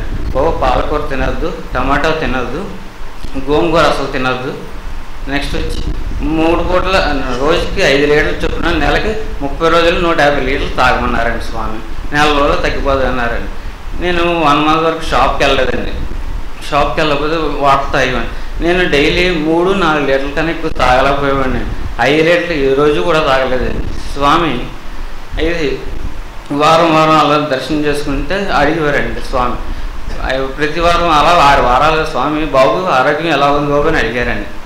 బాబు బాగానే ఉంది బాబు అని ఇవ్వండి. మనకేం తెలుసండి కడుపులో నొప్పి అనేసి తెలియదండి. అయితే 6 వారాలు 2 నెలల తర్వాత 6 వారాలు అడిగిన తర్వాత 7వ వారం నుంచి అడగలేదండి. మామూలు నమస్కారం చేసుకుని వెళ్ళిపోతున్నానండి. 6 వారాలు బాబు మీ ఆరోగ్యం ఎలా ఉంది బాబు, బాగుంది బాబు అని ఇవ్వండి. 2 నెలల తర్వాత ముందు నెల మార్చి 12వ తారీఖుని సోమవారం అండి. మధ్యాహ్నం ఆ రోజు షాప్కి వెళ్ళానండి, వర్క్ చేశాను. సాయంత్రం ఇంటికి వచ్చానండి. భోజనం చేశానండి. భోజనం చేస్తే కడుపు నొప్పుకుని కొద్దిగా తిని పాలు తాగి పడుకున్నాను. అర్ధరాత్రి 12 అయిందండి. బాత్రూమ్ బయటకు వచ్చానండి. ఇంకా బాత్రూంలో కూడా వెళ్ళలేదండి. వామిటింగ్ ద్వారా మోషన్ ద్వారా బ్లడ్ బ్లీడ్ అయిపోయి మొత్తం టోటల్గా పోయిందండి. మా నాన్నగారు 2 చేతులతో పట్టుకుంటే కిందకి ఆలబడిపోయానండి. మా తమ్ముడు కంగారు పడండి. డాక్టర్ గారు ఆనంద్ గారు ఫోన్ చేసి సార్ ఇలా ఉందండి మా బ్రదర్కి మళ్ళీ సీరియస్ అయిపోయిందని అంటే అర్జెంటుగా ఏదో ఒక హాస్పిటల్ తీసుకెళ్ళాను, తర్వాత తగ్గకపోతే అప్పుడు చూద్దామంటే ప్రైవేట్ హాస్పిటల్ తీసుకెళ్ళాను, ట్రస్ట్ హాస్పిటల్కి. మా చిన్నరాజయ్య గారు కూడా వచ్చారండి ఫోన్ చేస్తే. ట్రస్ట్ హాస్పిటల్ తీసుకెళ్ళారండి. తీసుకెళ్ళిన తర్వాత ముక్కులోంచి గొట్టం పెట్టి మొత్తం టోపలో వామిటింగ్స్ ఏమన్నా తీసారండి. 1 అవర్ ట్రీట్మెంట్ చేశారండి. డాక్టర్ రాబోతు ఉదయం 9 అలా అవుతుంది అన్నారండి. ఈలోగా 2000 గంట ట్రీట్మెంట్ చేసిన దానికి 2000 కట్టండి అన్నారండి. మా తాతయ్య గారు మా దగ్గర పైసా కూడా లేదండి. అయితే మా తాతయ్య గారు మళ్ళీ ఇంటికి వెళ్ళి డబ్బులు తెచ్చి 2000 కట్టారండి. అప్పుడు కౌంటర్ దగ్గర రిసెప్షన్ దగ్గరికి వెళ్ళి డీటెయిల్స్ అడిగారండి. ఏంటండి ట్రీట్మెంట్కి ఏమవుతుంది అంటే, అయితే వైజాగ్లో చేసిన రిపోర్ట్స్ అన్నీ చూసి మీరు అబ్బాయి ఆరోగ్యవంతుడిగా బయటికి వెళ్ళడానికి 1,00,000 రూపాయలు అవుద్ది అన్నారండి. 1,00,000 రూపాయలు మా దగ్గర డబ్బులే లేవండి. డబ్బులు లేకపోతే మా తాతయ్య గారు అన్నారండి, జనరల్ హాస్పిటల్ తీసుకెళ్ళవచ్చని జనరల్ హాస్పిటల్ తీసుకెళ్ళారండి. 3 అయింది, తెల్లవారుజామున 3 అయిందండి. 3 అయింది. అక్కడ చూసి మనం వైజాగ్లో చేసిన రిపోర్ట్లు అన్నీ చూసి అడ్మిట్ చేసుకుని ఐసీయూలో 3 డేస్ ఉంచారండి. 3 డేస్ నుంచి బ్లడ్ కార్డ్ ఎక్కించి నార్మల్ కొద్దిగా బ్లీడింగ్ తగ్గింది అన్న తర్వాత జనరల్ వార్డులో షిఫ్ట్ చేశారండి. అక్కడ అప్పుడు లక్ష్మీవారం ఉన్నాడు, అయ్యగారు ఆనంద్ గారు చెప్పారండి, బాబు ఎలా అవుతుంది, మళ్ళీ సీరియస్ అయిందండి బాబు అంటే, ఏం పర్లేదు బాబు అనేసి అన్నారండి. ఆనంద్ గారు కూడా హాస్పిటల్ నుంచి ఇక్కడ పిఠాపురం వచ్చి వైజాగ్ నుంచి అని చూడడానికి కాకినాడ వచ్చి కేసీట్ అడిగి డాక్టర్ గారిని ఎలా ఉందని ట్రీట్మెంట్ ఏం చేస్తున్నారని అన్ని డీటెయిల్స్ కనుక్కున్నారు.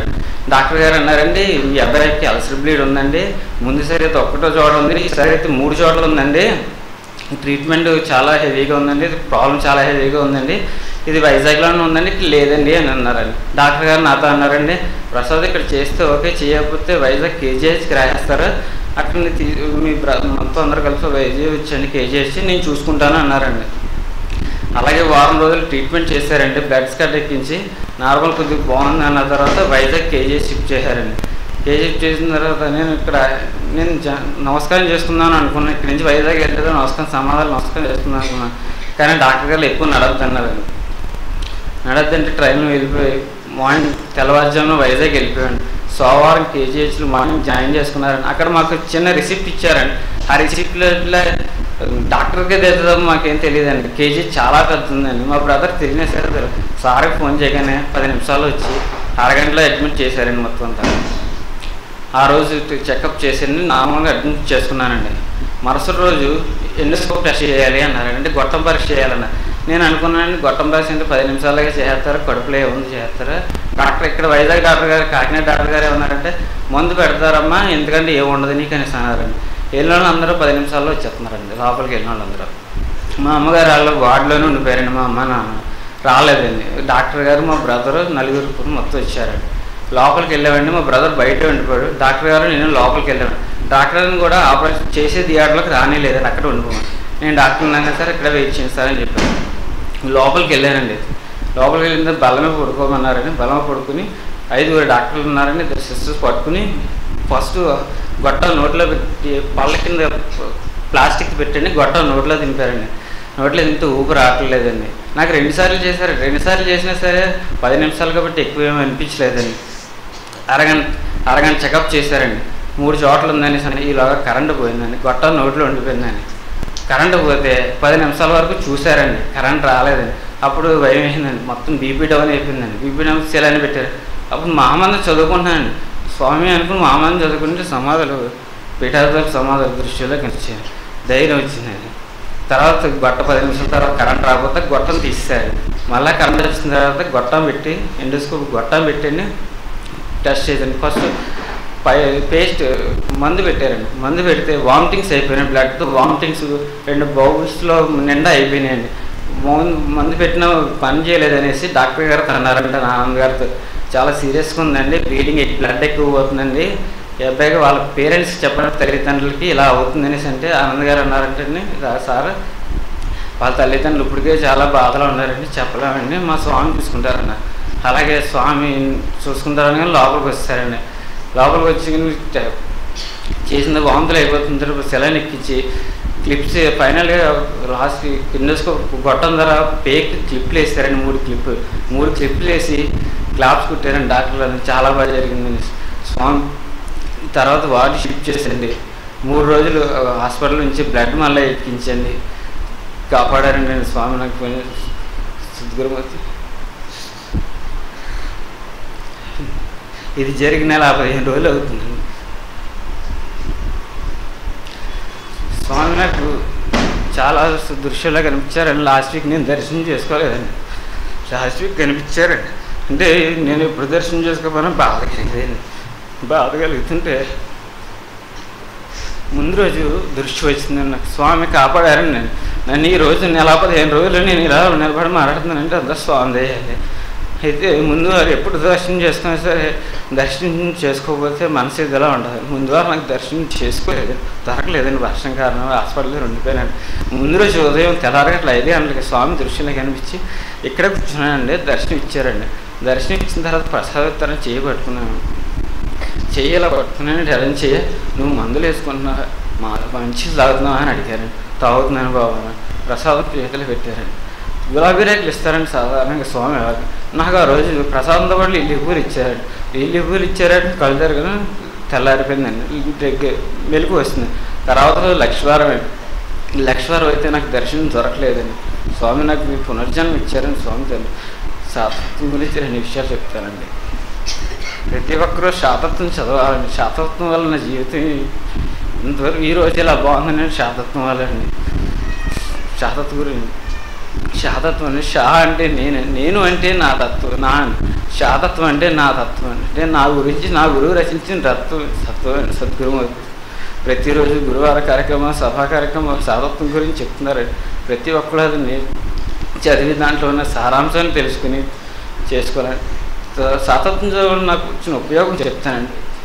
బంధువుకి సభ్యుడికి వ్యత్యాసం చెప్తానండి. నేను బంధువులు నాకు చాలామంది ఉన్నారండి. మా నాన్న తరపున, మా అమ్మగారి తరపున నేను హాస్పిటల్లో ఉన్నప్పుడు అండి, నేను లాస్ట్ మార్చి నెలలోనే హాస్పిటల్లో ఉన్నానండి, ఆగస్టు నెలలోనే హాస్పిటల్లో ఉన్నాను. బంధువులు అంటే వచ్చి చూసి వెళ్ళిపోయేవారండి. మరి ఆనంద్ గారు మాత్రం 15 రోజులు 20 రోజులైనా సరే డే అండ్ నైట్ వచ్చి చూసి తనకి ఎలా ఉందని డాక్టర్లా కన్సల్ట్ చేసి అడిగేవారండి.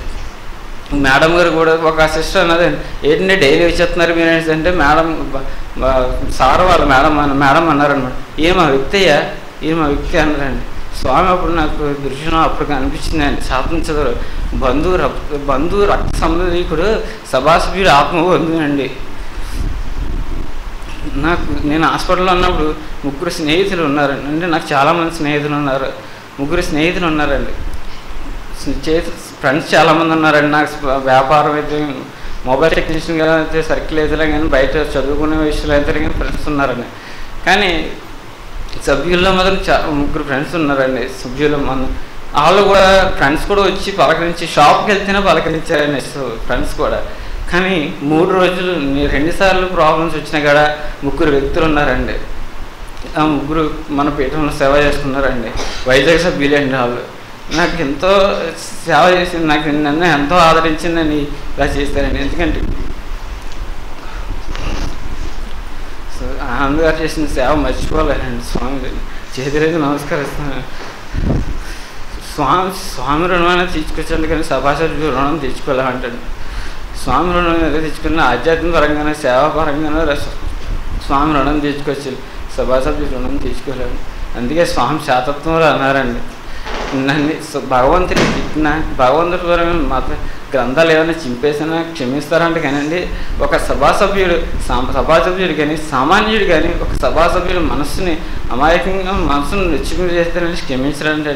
ప్రతి ఒక్కరు శాతత్వం చదివి దాని యొక్క సారాంశం తెలుసుకుని తన జీవితంలో ప్రతి ఒక్కరు ఉండాలని సౌందర్యం.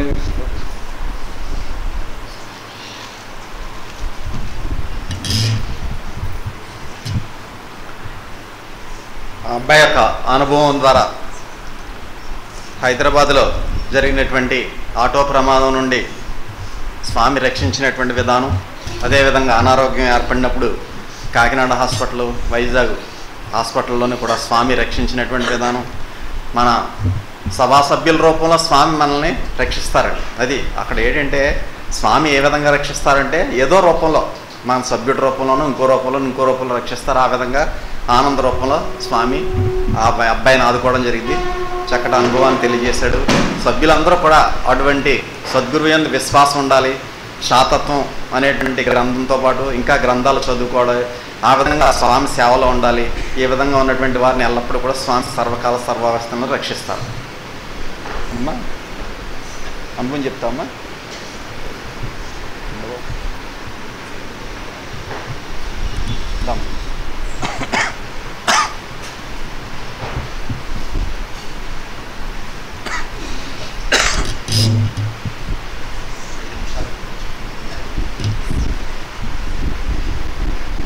శ్రీ శ్రీ శ్రీ విశ్వ విజ్ఞాన విద్య ఆధ్యాత్మిక చక్రవర్తులకు నా సాష్టాంగ నమస్కారం. ఇక్కడ విచ్చేసిన 50 మంది సభ్యులకు నా నమస్కారం. శ్రీ విశ్వ విజ్ఞాన విద్య ఆధ్యాత్మిక పీఠం అనుభవంపై మోసి అన్న తత్వం అని చెప్పడానికి ఒక్కొక్క సభ్యుడు 100 ఉదాహరణలు అన్నమాట. ఒక్కొక్క సభ్యుడు కూడా 100 ఉదాహరణలు మన పీఠం అనుభవంపై మోసి అన్న తత్వం అని చెప్పడానికి. అలాగే నాకు ప్రతి విషయం కూడా అనుభవమే. ఇది భౌతికమైనది, అభౌతికమైన అలా ఎన్నో అనుభవాలు ఉన్నాయి. మీ ముందు ఒక చిన్న అనుభవం చెప్పబోతున్నాను. నా దృష్టిలో ఇది చిన్నదే. ఏంటి, నేను చెప్పలేని అనుభవాలు నాకు చాలా గొప్ప అనుభవాలు ఉన్నాయి. నేను చెప్పగలిగినవన్నీ నాకు చిన్న అనుభవాలే. సో ఇక్కడ సంఘటన మా పిన్నిది, చిన్నాన్న భార్యది. అనుభవం మాత్రం నాదే. గత నెల రోజుల క్రితం శనివారం అన్నమాట. ఆ రోజు నేను అనుకోకుండా డ్యూటీ నుంచి వచ్చాను మధ్యాహ్నం 1 గంటకి. అసలు ఎప్పుడు ఆ టైంకి రాను నేను. ఎందుకు వచ్చాను నాకే తెలీదు. సడన్గా లంచ్ బాక్స్ కూడా తీసుకొచ్చాను ఇంటికి. వచ్చేసాను. వచ్చేగానే అప్పటికి మా పిన్నికి 2 రోజుల ముందు నుండి గుండెల్లో నొప్పి వస్తుందంట. ఆ ముందు రోజు రాత్రి వచ్చి నాకు చెప్పింది, ఇలా నొప్పి వస్తుంది గుండెల్లో అని. అసలు ఎవరు ఎక్స్పెక్ట్ చేయం కదా హార్ట్ అటాక్ అనేది. చిన్న వయసే, తను 43 ఏళ్ళు అలా ఉంటాయి అనుకుని. నువ్వు వీక్గా ఉంటావు కదా, సరిగ్గా తినో, ఒకసారి హాస్పిటల్కి వెళ్ళు, ట్యాబ్లెట్స్ ఇస్తారు బలానికి అనేసి చెప్తే ఆ మార్నింగ్ వెళ్ళిందంట. తను శనివారం ఉదయం వెళ్ళిందంట. అప్పుడు కూడా డాక్టర్ గారు మామూలుగా వీక్నెస్ ఏమో అనుకుని ట్యాబ్లెట్స్ ఒక ఇంజెక్షన్ చేసి పంపించేశారు. తనే మరి అంత నొప్పులు తను మధ్యాహ్నం బాత్రూమ్కి వెళ్ళొచ్చి ఇంకా లోపలికి వెళ్ళకపోయిందంట. ఇంకా సివియర్ పెయిన్ అనమాట. నేను ఇప్పుడు అంత హార్ట్ అటాక్ ఉన్న మనిషిని ఇప్పటికి వచ్చి సినిమాల్లో కూడా నేను అసలు చూడలేదు. అంత నొప్పితో నన్ను ఎలా చూసిందో తెలియదు ఆమె. నేను లోపలికి ఇంటికి రావడం చూసిందంట వాళ్ళ ఇంటి దగ్గర నుంచి. అప్పటికే ఆటో వచ్చేసింది, అందరూ తీసుకెళ్ళడానికి రెడీగా ఉన్నారు. అయితే తను ఎలా చూసిందో తెలియదు. ఇది తనకు కూడా తెలుసు అంట. మళ్ళీ హార్ట్ అటాక్ అసలు వచ్చిన పేషెంట్కి డాక్టరే చెప్పడు నీకు వచ్చింది హార్ట్ అటాక్ అని. కానీ తనకు తెలుసు అంట, వాళ్ళ అమ్మగారికి వచ్చిందంట. సో ఆవిడకి కూడా తెలుసు అనమాట. అయితే అక్క వచ్చింది, అక్కని పిలవండి, మీరు ఎవరో కాదు అక్కని పిలవండి అని అందంట. సాధారణంగా నాకు చిన్న విషయం కూడా అసలు ఎవరికి శత్రువుకైనా సరే బాగోకపోయినా నాకు చెప్పరు. నాకు భయం, వెంటనే అది షాకింగ్ న్యూస్గా నేను పడిపోతానని భయం వాళ్ళకి ఆ మనిషికి తెలుసు, తను అసలు చెప్పదు. అలాంటిది తనే అక్క వచ్చింది, అక్కని పిలవండి అని అందంట. అంత బాధలో నేను పరుగు నా అమ్మాయి వచ్చి ఏడుస్తూ పిలిస్తే వెంటనే వెళ్ళాను అనమాట. వీళ్ళకి అప్పటికే ఇంక చాలా బాధపడిపోతుంది. ఆటో అదే ఉంది. సరే అప్పుడు కూడా నాకు తెలియదు, మామూలు నొప్పి అనుకుంటున్నాను. హాస్పిటల్కి వెళ్దామని ఒక్కసారిగా ఇంటికి వెంటనే పరిగెట్టిన వచ్చి హ్యాండ్ బ్యాగ్లో ఆ నెల లేటుగా వచ్చింది పత్రిక, తత్వజ్ఞానం ఆసుపత్రికి ఒక 500 రూపాయలు తీసుకుని మళ్ళీ వెంటనే ఆటో వైపుకి వెళ్ళిపోయాను. నాన్నగారు వెంటనే సెల్ ఫోన్ తెచ్చి ఇచ్చారు. నేను అసలు అది ఇష్టమే ఉండదు నాకు. ఎందుకు తీసుకున్నానో అది కూడా తీసుకున్నాను ఆ రోజు. అంతే హాస్పిటల్ తీసుకెళ్ళగానే తిరుమల హాస్పిటల్ మనకు దగ్గరలో ఉంది, 4 కిలోమీటర్ల దూరంలో. అక్కడ తీసుకెళ్తే ఇంక వెంటనే డాక్టర్ గారు చూసి చెమటలు పట్టేస్తుంది ఆవిడకి. అసలు చాలా ఎక్కువగా వస్తుందన్నమాట. అటాక్ అనేది చిన్నదిగా చూస్తాం కానీ ఒకసారిగా అంత అనేది అసలు నేను చూడలేదు. ఆ డాక్టర్ గారు ఏం చేశారు, ఆవిడ ఏంటి ఈవిడికి ఎంతలా వచ్చేస్తుంది, ఇక్కడ తీసుకొచ్చారు ఏంటి అనేసి ఆవిడ ఒక ఇంజక్షన్ చేయించేసి 4 కింద ట్యాబ్లెట్ పెట్టించి ఆవిడ ఏంటంటే అర్జెంటుగా అక్కడి నుంచి ముందు మార్చేయాలి. ఆ మనిషి హాస్పిటల్లో ఉండకూడదు తక్షణం. తర్వాత ఏమైంది అనేది తర్వాత విషయం అనేసి వీడిని అర్జెంటుగా జనరల్ హాస్పిటల్ తీసుకెళ్ళిపోండి అనేసి మమ్మల్ని కంగారు పెట్టేసింది అనమాట. మాకన్నా కంగారు పెట్టేశారు ఆవిడ. మాకన్నా ఎక్కువగా కంగారు పడిపోయారు అక్కడ ఉండగా ఏం జరుగుతుందో అనేసి. అయితే జనరల్ హాస్పిటల్ తీసుకెళ్ళాను. నేను ఒకటే ఇంకా తత్వజ్ఞానం ఆసుపత్రికి మాత్రం వెంటనే నా దగ్గర ఉంది. ఆమె కూడా ఇంకా అది గుండెలకు పెట్టేసుకుని మనం ఏంటంటే చేయగలిగినంతసేపు ఏదైనా చేసేస్తాం. మనం చేయలేని టైం ఇప్పుడు మనకి ఏంటంటే అక్కడ మన చేయి దాటిపోయి మనం ఏం చేయాలో తెలియనప్పుడు మహామంత్రం అది మాత్రం నిజంగా వజ్రాయుధం. ఇంక దాన్ని ఎవ్వరు కాదని అనడానికి లేదు. మనం ఎంత వాడుకుంటే అంత శక్తి అనమాట. వాడుకుంటే ఏదైనా తరిగిపోద్ది, అరిగిపోద్ది. అది వాడే కొద్దీ మనకి విపరీతమైన శక్తి అనమాట. తను కూడా ఇంకా పత్రిక కూడా ఇంక ఇలా గుండెలకు పెట్టేసుకుని స్వామి స్వామి అంటూ బాగా తట్టుకోలేకపోతుంది. నేనైతే ఇంకా ఒకటే జనరల్ హాస్పిటల్కి ట్రీట్మెంట్ జరిగించి తండ్రి నువ్వు ఫలితం అనేది నువ్వు ఇస్తావు నాకు తెలుసు, ట్రీట్మెంట్ అర్జెంటుగా అక్కడికి వెళ్ళి టైం ఉంచు అనేసి నేను ఇంకా మహామంత్రం చదువుకుంటూ ఆటోలోనే స్వామి రూపాన్ని ఊహించుకుంటూ 1 మినిట్ కూడా అసలు వెయిట్ చేయకూడదు. ఏంటి స్వామి ఇలా చేసావు, ఇలా జరుగుతుంది, ఇలా ఏం మాట్లాడినా మనకు టైం వేస్ట్ అయిపోయేటట్టు ఉందని ఆవిడకి కూడా అదే చెప్పాను, మహామంత్రం చదువుకో అనేసి. ఆవిడేమో తట్టుకోలేకపోతుంది, స్వామి ఎంత బాధ పెట్టేశారు ఏంటి, ఎంత బాధ పెట్టేస్తున్నారు స్వామి. బాధ ఏం లేదు, నీకు అంతా మంచి చేస్తారు, ముందు మాత్రం నువ్వు మహామంత్రం చదువు, ఏం మాట్లాడకుండా. ఆవిడని గట్టిగా పట్టేసుకుని నేను కూడా అలా మహామంత్రం చదువుతానే ఉన్నాను.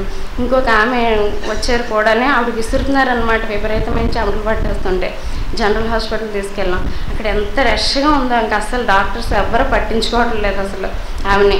నేను నాకే చెప్పలేను, అంత ధైర్యం వస్తుంది అప్పుడు. వెళ్ళి ఆవిడకి సివియర్ అటాక్ వస్తే మీరు అసలు పట్టించుకోరేంటి, అసలు నేను మాట్లాడడానికే భయపడతాను. అలాంటిది ఆవిడ వెళ్ళి గట్టిగా అడిగేస్తే, ఏంటమ్మా ఇంకా ముందు వచ్చిన వాళ్ళు ఉన్నారు అది ఇది అంటున్నారు, మీరు ఎలా అయితే కుదర ట్రీట్మెంట్ చేస్తారా లేకపోతే మేము ఏమైనా యాక్షన్ తీసుకోవాలా అనేసి గట్టిగా అడిగితే వాళ్ళు ఏంటి ఇలా చేసేస్తుందని అనుకున్నారు. తర్వాత నేను తిరుమల హాస్పిటల్కి ఫోన్ చేశాను, డాక్టర్ గారు ఒకసారి మీరు కూడా మాట్లాడండి, వీళ్ళేం పట్టించుకున్నట్టు లేదని. ఫోన్ ఉపయోగపడ్డది అనమాట అప్పుడు. వెంటనే ఆవిడ కూడా ఫోన్ చేసి చెప్పారు. వాళ్ళు ఏం చేశారు, ఈసీజీ తీయించారు. తీయగానే వాళ్ళకి కంగారు వస్తుంది. కంగారు వచ్చేసి, అమ్మ ఇక్కడ కాదు, మేము మీకు తెలియదు ఏం కాదు, ఇక్కడ అంత ఫెసిలిటీస్ ఏం లేదు, కార్డియాలజిస్ట్ ఇక్కడ లేరమ్మా ఇప్పుడు ప్రస్తుతానికి అనేసి ఆయన ఏం చేశారు, 1000 రూపాయలు ఇంజక్షన్ కాస్ట్ కూడా ఆయన చెప్పారు, ఆయన చేశారు. మాకేం డబ్బులు ఏమైనా అవసరం లేదని 1000 రూపాయలు ఇంజక్షన్ చేస్తున్నాం అనేసి ఒక 10 ట్యాబ్లెట్స్ మాత్రం తెచ్చుకోమని వెంటనే వేసుకోమన్నారు. వేసామన్నారు, వేస్తాం. ఈవిడ మాత్రం తట్టుకోలేకపోతుంది. ఇంకా తర్వాత వాళ్ళే అడిగారు, అపోలోకి తీసుకెళ్ళిపోవాలమ్మా, ఆరోగ్యశ్రీ కార్డు ఉందంటే ఉందండి అన్నాను. తెచ్చుకోవడానికి 1 అవర్ పడుతుంది సార్, 1 అవర్ మీరు ట్రీట్మెంట్ చేయండి అనేసి అంటే, ట్రీట్మెంట్ 1 అవర్ చూస్తామమ్మా అనేసి తెచ్చుకోమన్నారు అన్నారు. కానీ వాళ్ళు 10 నిమిషాల నుంచి మీదే లేట్ తీసుకెళ్ళిపోండి అన్నారు. అక్కడ ఉంచకూడదండి పేషెంట్ని, ఎందుకు వచ్చిన రిస్క్ అనేసి అంట్లకి ఆరోగ్యశ్రీ కార్డు వచ్చిన తర్వాత మళ్ళీ అక్కడి నుంచి అపోలో హాస్పిటల్ తీసుకెళ్ళాం. నేను ఇంకా అసలు నిజంగా మృత్యుని చూడడం అంటే అదేనమాట. చూశాను నేను నిజంగా మృత్యు. ఆవిడ ఏ క్షణాన్ని నేను రెప్పేసేటప్పటికి ఆవిడ అలా ప్రాణం వదిలేస్తుందేమో అని అనిపిస్తుంది. అప్పుడు ఒకటి అనుకున్నాను, తండ్రి నేను అడుగుతున్నాను, ఆవిడ శ్రమదానం అంటే శ్రమదానానికి వస్తుంది.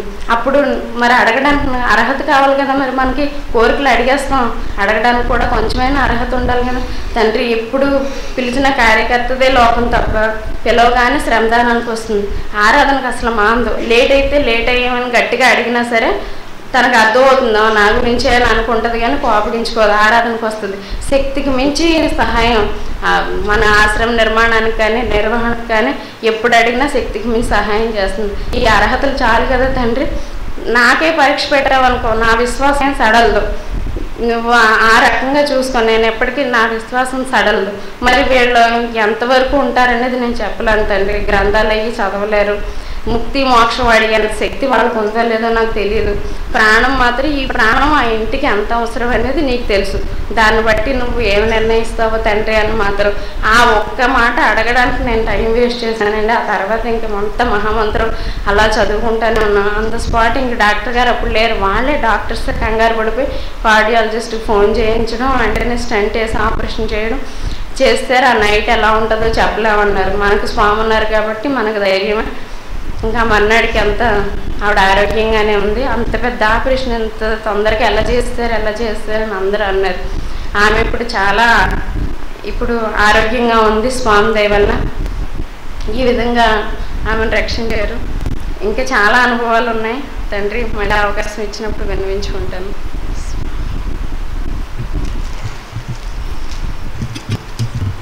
స్వామి మన సభ్యుల ద్వారా తోటి సభ్యుడిని ఏ విధంగా రక్షిస్తారో అనేటువంటి దానికి ప్రత్యక్ష ఉదాహరణ. అందుచేత మనది మహోన్నతమైనటువంటి ధర్మం, అటువంటి ధర్మాన్ని స్వామి మనకి ప్రసాదించారు. ఆ అమ్మాయికి అభినందనలు. ఇప్పుడు స్వామి యొక్క ప్రసంగాన్ని అందరూ కూడా అత్యంత భక్తి శ్రద్ధలతో వినాల్సిందిగా మనవి. ఆలస్యంగా వచ్చినటువంటి వారు కూడా దయచేసి సెల్ ఫోన్స్ స్విచ్ ఆఫ్ చేసుకోవాలండి.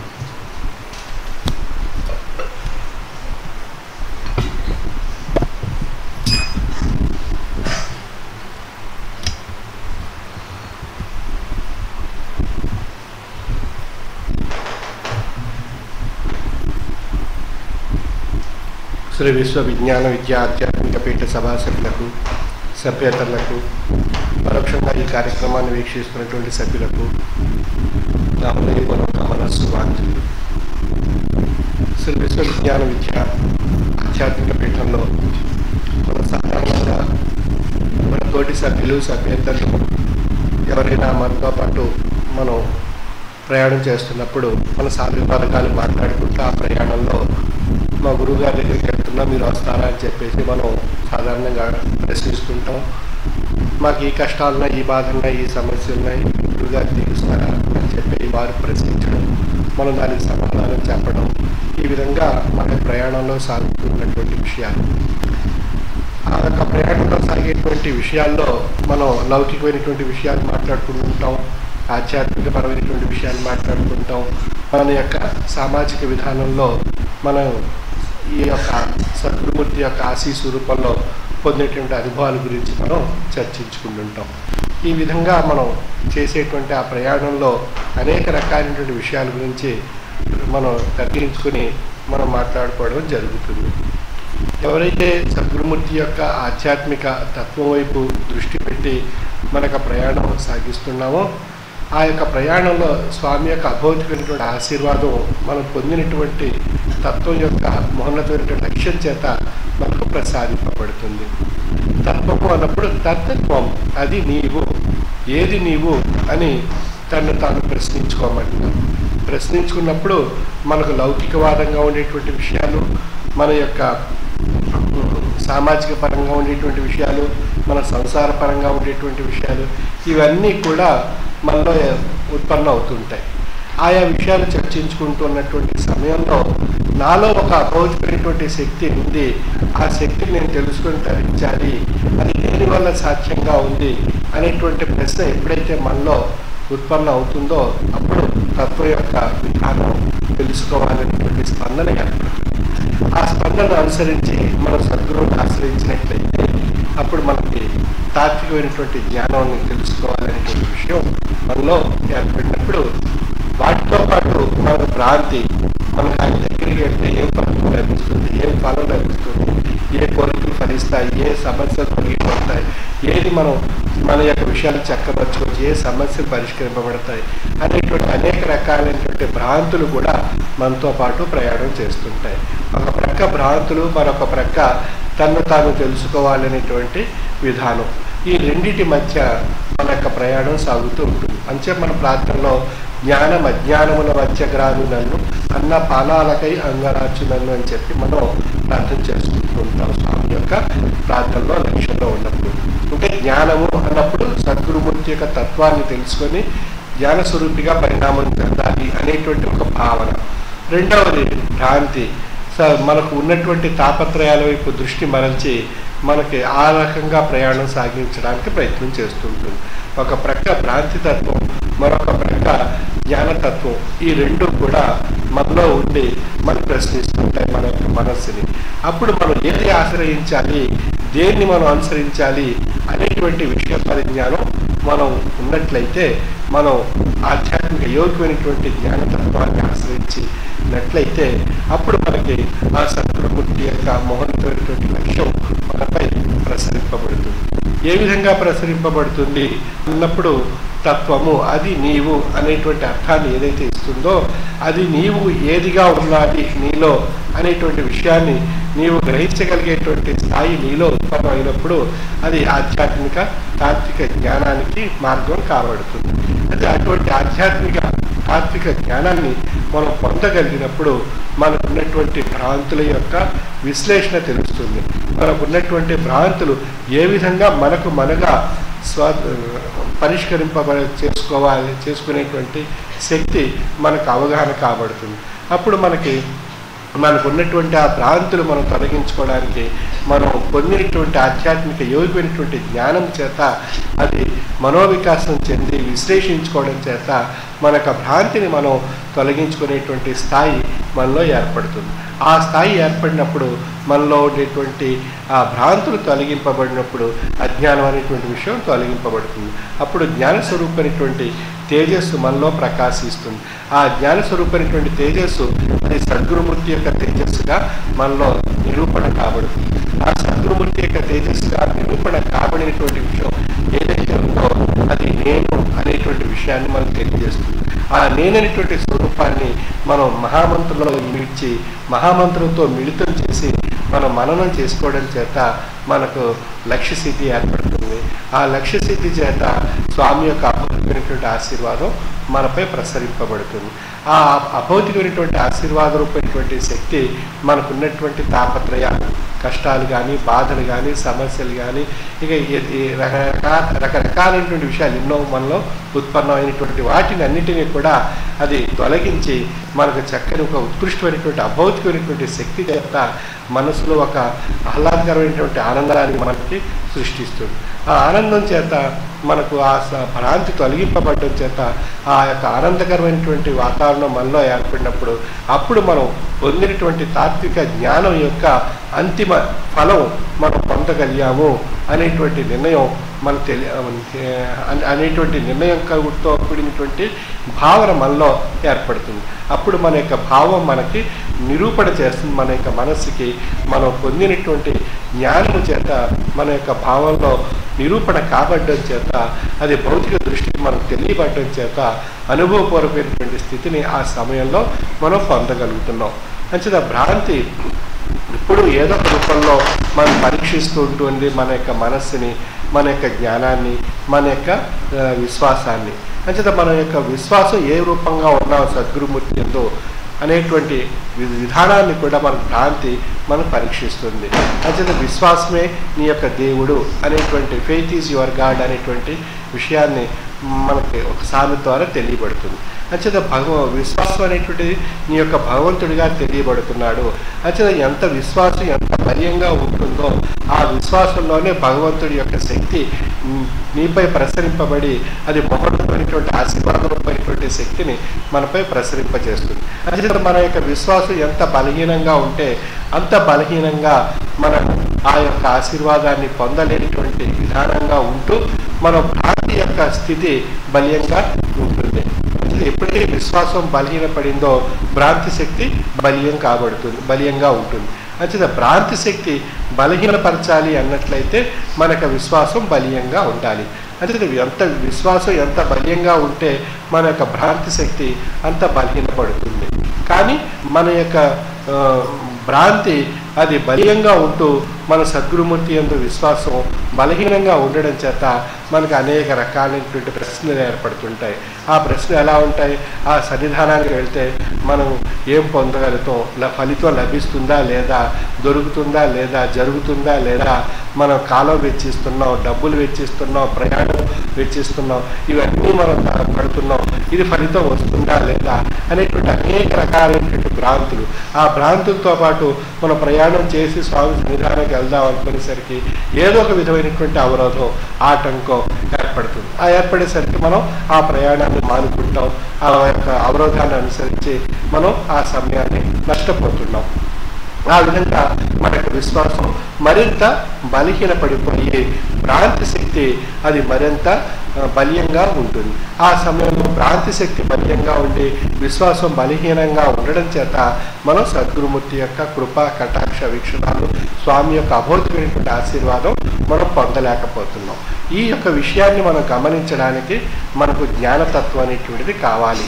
అంచేత ఏది మంచి, ఏది చెడు, ఏది భ్రాంతి, ఏది స్వామి యొక్క అభౌతికమైనటువంటి శక్తి అనేటువంటి విచక్షణ తెలుసుకోవడానికి మనకి ఆధ్యాత్మిక తాత్విక జ్ఞానం కావాలి. ఆ సమయంలో మనకు అవరోధం ఆటంకం ఏర్పడినప్పుడు ఇది భ్రాంతి కల్పిస్తున్నటువంటి నాటకము, ఇది భ్రాంతి మన ప్రేరేపింపజేసి మన విశ్వాసాన్ని బలహీనపరుస్తుంది, మనలో భ్రాంతి శక్తి బలీయంగా వృద్ధి చెందుతుంది. దీన్ని భ్రాంతి శక్తిని నివారించాలి, నిరోధించాలి, తొలగించుకోవాలి, దానికి కావలసినటువంటి ప్రయత్నం ఏ విధంగా మనం చేయాలి అనేటువంటి సంకల్పం తాత్విక జ్ఞానం చేత మనకి ఏర్పడుతుంది.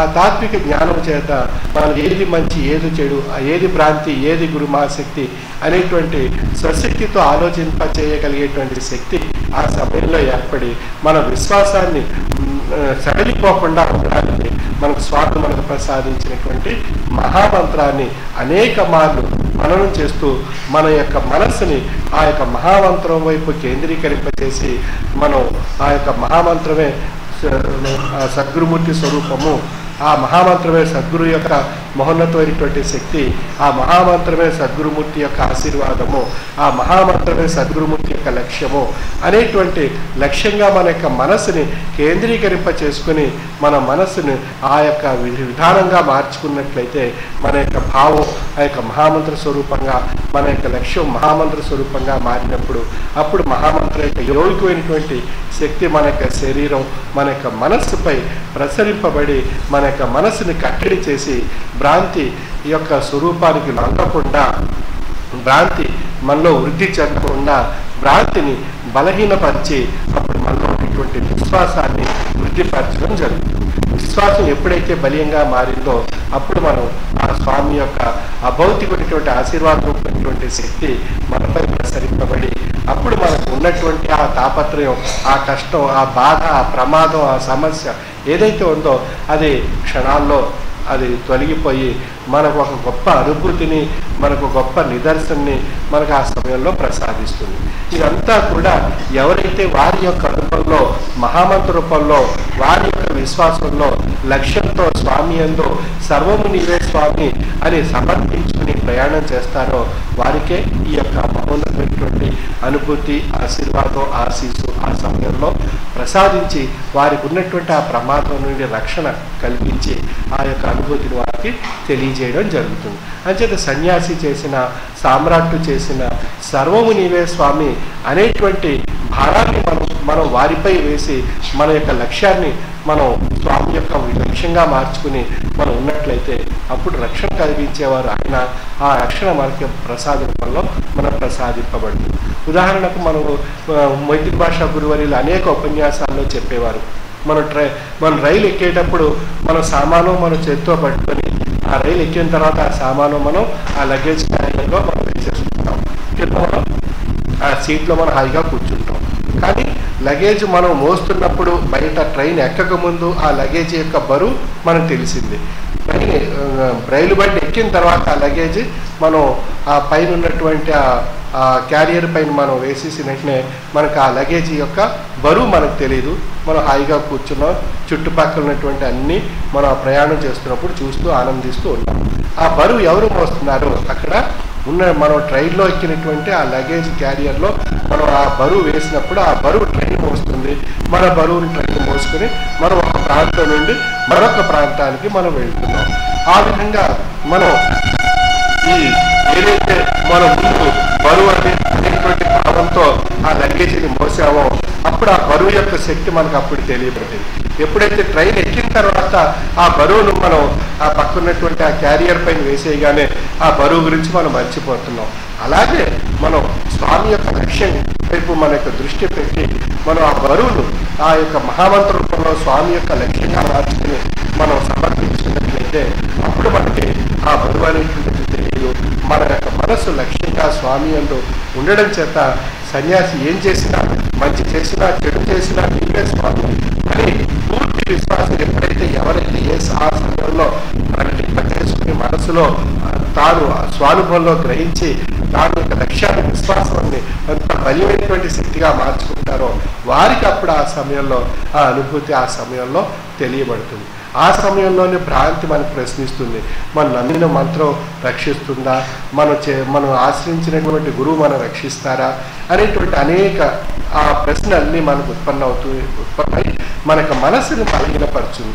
అప్పుడే మనం మనసుని మహామంత్రమైనటువంటి శక్తితో కూడినటువంటి మహోన్నతమైనటువంటి లక్ష్యంగా మార్చుకోగలిగినట్లయితే అప్పుడే మనకి ఏం చేసినా నువ్వే స్వామి, సన్యాసి చేసినా నువ్వే, సామ్రాట్టు చేసినా నువ్వే స్వామి అనేటువంటి భావంగా మనం మారిపోతే అప్పుడు ఆయన మనకు కావలసినటువంటి మహాప్రసాదం ఏదైతే అవసరం ఉందో అక్కడ ఆ సమయంలో ఆ క్షణంలో ఆయన మనకి అనుభవ రూపంలో మనకు దృష్టికి నిదర్శన రూపంలో నిరూపణ చేయటం జరుగుతుంది. అటువంటి అనుభవపూర్వకమైనటువంటి విశ్వాసంతో కూడినటువంటి లక్ష్య సిద్ధి ఎవరైతే పొందగలిగేటువంటి స్థాయి కలిగినటువంటి సాధకుడుగా పరిణామం చెందుతారో వారికి ఆ యొక్క మహాప్రసాదం ప్రసాదింపబడుతుంది. అటువంటి విధానంగా ఉండేటువంటి లక్ష్యాన్ని, విశ్వాసాన్ని మనం పొందాలి. ఆ పొందినప్పుడు ఆ అందులో ఆ మహామంత్రం యొక్క శక్తి తెలుస్తుంది. సాధారణంగా మనం ఏం చేస్తున్నాం, మహామంత్రం ఏదో మన సభ్యులు ఎవరో పక్క వారు పుచ్చుకున్నారు, మనం కూడా పొందుదాం, వారు ఏదో కోట్లు సంపాదించేశారు, లేకపోతే వారు ఏదో అనేక లబ్ధి పొందారు, వారు ఆ లబ్ధులు కూడా మనం పొందొచ్చు ఆ మహామంత్రం తీసుకుంటే అనేటువంటి ఒక ఆశాజన్యమైనటువంటి ప్రాంత స్వరూపమైనటువంటి భావంతో మనం సద్గురు సన్నిధానానికి